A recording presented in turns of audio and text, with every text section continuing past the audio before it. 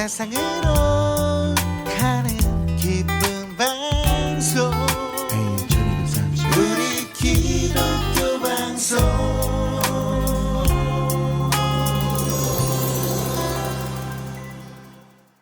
오늘 묵상 질문은 17절.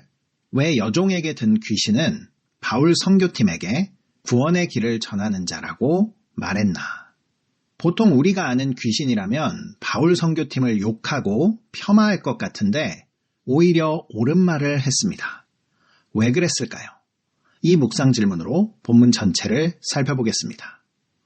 회당이 없었던 빌립보에서 바울 선교팀은 강가에 있던 기도처소에 찾아가 계속해서 전도를 하였습니다. 그러던 어느 날 그곳으로 가는 중 귀신 들린 여종 하나를 만나게 되죠. 이 여종에게 든 귀신이 어떤 일을 했는지 16절에 자세히 나와 있습니다. 우리가 기도하는 곳에 가다가 점치는 귀신 들린 여종 하나를 만나니 점으로 그 주인들에게 큰 유익을 주는 자라. 이 귀신 들린 여종은 점을 쳐서 그 주인들에게 유익을 주고 있었습니다. 지금으로 치면 귀신 들린 무당이라고 볼 수 있겠습니다. 청취자 여러분들은 이런 사람을 보면 어떤 마음이 드시나요? 불쌍한 마음이 드십니까? 아니면 나도 한번 찾아가서 부자가 되어볼까? 그런 마음이 드십니까? 크리스찬이라면 당연히 누군가가 악한 영에 사로잡혀 있다면 그 사람을 불쌍히 여기고 귀신으로부터 자유함을 얻도록 어떻게 도와야 할지 생각해야 할 것입니다. 그런데 이 여종의 주변 사람들은 이 여종이 받는 고통에 대해서는 아랑곳하지 않고 오히려 그녀의 불행을 이용해 자신들의 유익을 채우고 있었습니다. 이러한 모습은 지금 시대에도 마찬가지입니다. 점집이나 무당을 찾아가는 것은 타인의 불행을 자신의 이익으로 챙기려는 이기심과 욕심이 숨겨진 행동입니다. 이것은 하나님 앞에 말할 수 없이 큰 죄이므로 재미로라도 반드시 금해야 하는 일입니다. 그러나 빌립보 사람들은 자신들의 유익을 위해 이 여종이 계속해서 귀신에게 사로잡혀 있기를 원했습니다. 이러한 상황에서 이 귀신 들린 여종이 바울 선교팀을 만나자 소리를 질렀습니다. 17절입니다. 그가 바울과 우리를 따라와 소리질러 이르되 이 사람들은 지극히 높은 하나님의 종으로서 구원의 길을 너희에게 전하는 자라 하며. 오늘 묵상 질문처럼 귀신이 말하는 내용은 마치 천사가 나타나 바울 선교팀을 돕기라도 하는 듯한 그런 내용입니다. 왜 귀신은 이러한 이야기를 한 것일까요?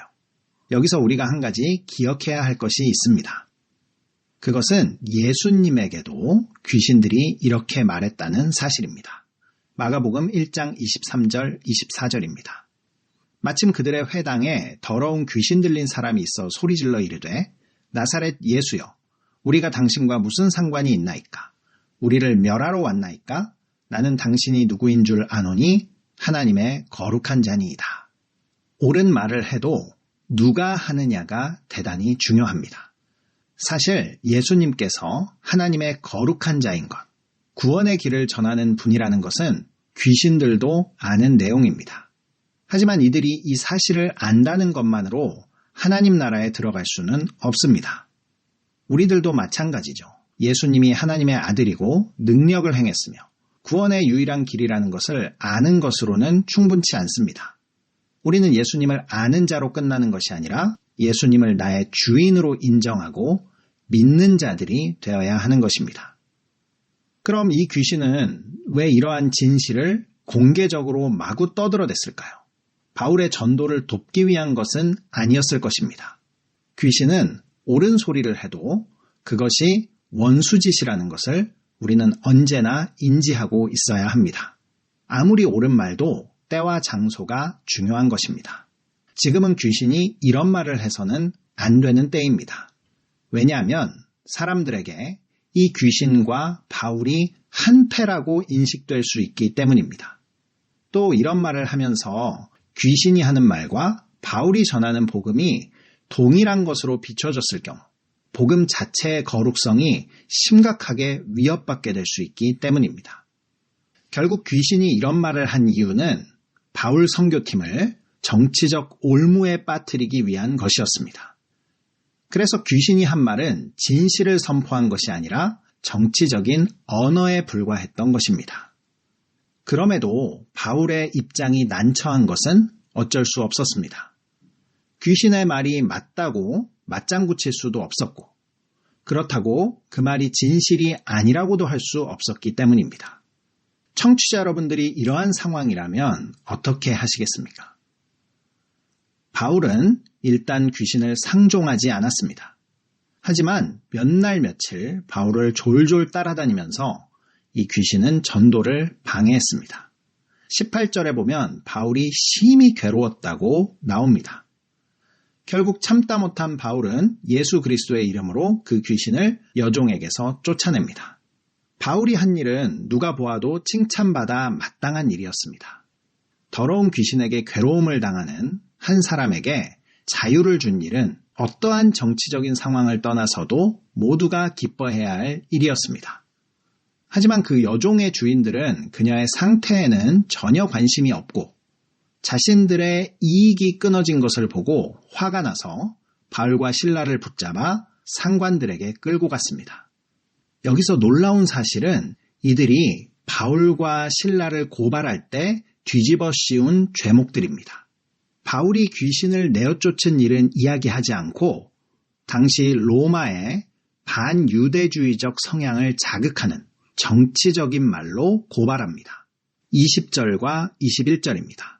상관들 앞에 데리고 가서 말하되 이 사람들이 유대인인데 우리 성을 심히 요란하게 하여 로마 사람인 우리가 받지도 못하고 행하지도 못할 풍속을 전한다 하거늘. 유대인과 로마인을 정확하게 구분하고 있습니다. 사도행전 18장 2절에 로마 황제 글라우디오가 유대인들을 로마에서 떠나라고 명령하는 것을 볼 수 있습니다. 빌립보는 제2의 로마로 불리는 친로마 성향이 강한 도시였습니다. 이들의 고발 내용을 보면 유대인과 빌립보의 로마인을 엄격히 구분하여서 인종적인 반감을 부추긴다는 것을 알 수 있습니다. 귀신 들린 사람이라 함은 귀신이 조정하는 그 사람뿐만 아니라 귀신의 영향력 아래 있는 모든 사람들이라고 볼 수 있습니다. 그래서 귀신 들린 여종의 주인들도 사실 모두가 이 정치 귀신에 들렸던 자들인 것입니다. 그래서 바울 선교팀에 강력한 정치적인 올무를 놓은 것입니다. 이들의 고발 조건에는 유대인들이 우리 로마 시민이 사는 로마 도시에서 로마를 반대하는 일을 하고 있다는 것입니다. 다시 말해 이들을 정치범으로 모은 것이죠. 외모가 이방인이었던 디모데와 완전한 이방인이었던 누가가 이 고소에서 빠진 이유가 바로 여기에 있습니다. 로마법에 따르면 이방인들이 자기들의 신을 믿는 것은 자유였지만 로마 시민을 유대인으로 개종시키는 일은 결코 허용되지 않았습니다. 게다가 로마의 눈치를 보는 상관들도 유대인들이 군중들을 선동하여 치안을 어지럽히는 일은 극도로 싫어하였습니다. 여종의 주인들은 이러한 정치적인 상황을 절묘하게 이용했던 것입니다. 결국 빌립보에 거주하는 상관들의 명령에 의해 바울과 실라는 옷이 벗겨지고 매를 많이 맞은 후 감옥에 갇히는 신세가 되었습니다. 22절, 23절입니다. 무리가 일제히 일어나 고발하니 상관들이 옷을 찢어 벗기고 매로 치라 하여 많이 친 후에 옥에 가두고 간수에게 명하여 든든히 지키라 하니. 작정하고 사기를 치는 사람은 막을 수가 없다고 합니다. 정치 귀신 들린 자들이 크리스찬들에게 작정하고 올무를 놓으면 빠져나갈 길이 없게 됩니다. 하지만 십자가 사건처럼 이러한 술수가 결국 자신들을 파멸시킨다는 사실을 알지 못합니다. 하지만 현실은 바울과 실라는 가장 춥고 어두운 감옥에 갇혔습니다. 발에는 쇠사슬이 채워져 있었고 특별히 지키는 간수들이 따로 있었습니다. 어느 누구라도 이들을 탈환하는 것은 불가능했고 이들 스스로가 탈출하는 것도 불가능했습니다. 여기까지만 보면 바울과 실라는 귀신이 쳐놓은 정치적인 덫에 걸린 것처럼 보입니다. 현재 상황만을 보고 이야기한다면 에베소나 비두니아로 가지 못하게 한 주님을 원망할 수도 있었을 것입니다. 이러한 감옥 같은 상황이라면 청취자 여러분들은 하나님께 무슨 말을 하시겠습니까? 빌립보에서의 선교는 완전히 실패한 것일까요? 하나님께서 과연 실수하신 것일까요? 그렇지 않습니다. 하나님께서는 실수가 없으신 분입니다. 다만 우리들이 하나님께서 보시는 것을 보지 못할 뿐입니다. 우리들이 외모를 볼 때 하나님께서는 중심을 보십니다. 우리들이 열매의 숫자를 세고 있을 때 하나님께서는 열매의 질을 따져보고 계십니다. 또 우리들이 고난 자체를 보고 절망할 때 하나님께서는 그 고난 너머에 면류관을 준비하고 계십니다. 바울과 실라는 상황을 본 것이 아니라 하나님의 신실하심을 보았습니다. 25절입니다. 한밤중에 바울과 실라가 기도하고 하나님을 찬송하며 죄수들이 듣더라.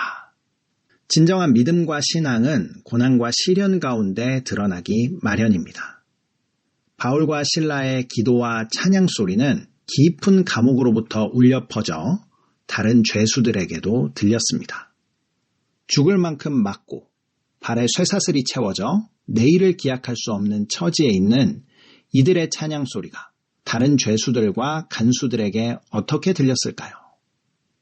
몇몇 사람들은 미쳤다고 하는 사람들도 있었겠지만 분명한 것은 하나님을 믿는 자들이 이 상황을 대하는 태도는 자신들과 완전히 다르다는 것을 분명하게 보았을 것입니다. 이들의 기도와 찬양은 상황에 따른 감정이 아니라 하나님을 향한 절대적인 신뢰를 바탕으로 한 예배 그 자체였습니다. 바울과 실라의 이러한 태도를 통해 우리는 중요한 사실을 배울 수 있습니다. 세상 사람들은 믿는 자들이 고통을 당할 때, 고난을 당할 때 여전히 우리들을 주목하고 있다는 사실입니다.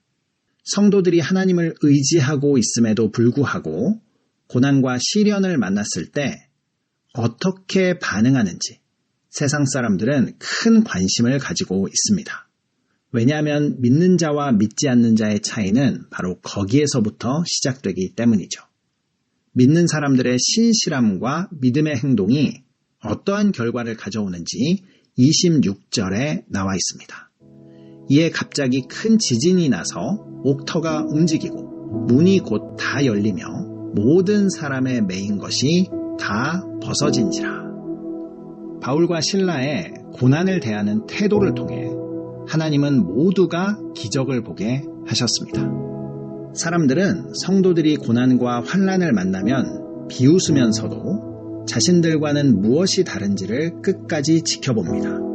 그리고 믿는 자들의 반응이 자신들의 생각과 태도와는 완전히 다르게 나타날 때 그들은 큰 감동을 느끼며 마음의 문을 열고 또 모든 속박에서 풀려나는 것을 볼 수 있게 됩니다.